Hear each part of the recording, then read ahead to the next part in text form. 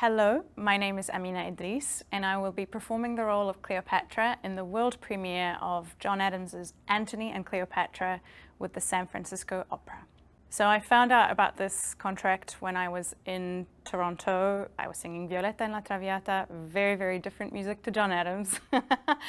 And I got a phone call from my manager asking me if I would be interested to jump in for this role. And I initially thought, okay, is this a joke or is he being serious? I couldn't quite place what the situation was. And I quickly found out that he was being very serious indeed. And the music was sent to me almost immediately so that I could scan through it and see if it would be possible for me to take on this challenge. One of the primary reasons I think that I was immediately attracted to this project was the story and the connection to Cleopatra specifically. I don't have a lot of experience in modern music, so I think if it was any other different story, my instinct would have been to turn it down. But because of the story, because of Cleopatra, I was very, very intrigued. And I felt like maybe this is a challenge that I want to take on, even if it means I'll be pushing outside of my comfort zone. I felt like it was worth giving it a go, just so that I can get the opportunity to explore what it would be like to portray such a key figure in my country's history. My mum was a tour guide for French tourists when I was growing up. Both of my parents worked in tourism, so I spent a lot of time in Luxor specifically, which is south of Egypt. Spent a lot of time in the Luxor temple, the Karnak temple, the Valley of Kings and Queens, and I was always interested in ancient Egyptian history. And right off the bat, I think it was very important for me to sort of dive deeper into the history of Cleopatra and to widen my knowledge as much as possible in order for me to be able to form a character that is multifaceted and not just kind of a surface level character.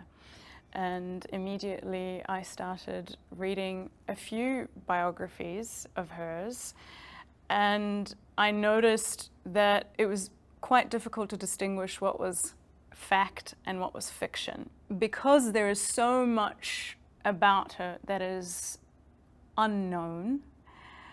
It is important for me to use some of my imagination a little bit and take some of the information that does exist about her with a grain of salt.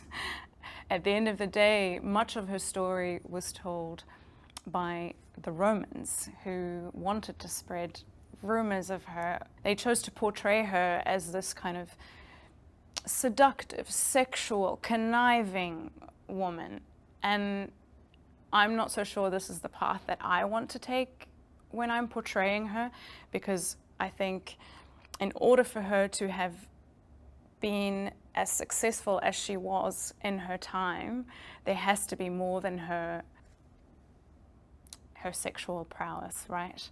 She was extremely intelligent. She was a polyglot. She was the longest reigning queen of Egypt, and she was politically savvy. All of those things sometimes are not necessarily mentioned or thought of in the portrayals of her that we see in the media. So that is one angle that's very important for me to showcase, her intelligence and her knowledge. When I think of her, I think of power, I think of strength, I think of resilience. There's a reason why she outlived so many people around her. It was a world of everyone was being backstabbed, and she could have been murdered at any moment. But there's a reason she survived for as long as she did. This is the first time I'm originating, a leading role. I have never been through that experience before. It is frightening and exciting at the same time. The music is extremely challenging, way more challenging than anything I've ever done before, and it being a completely new territory for me to explore, I don't regret for a second agreeing to do this, because I feel like it will probably live with me for a very, very long time.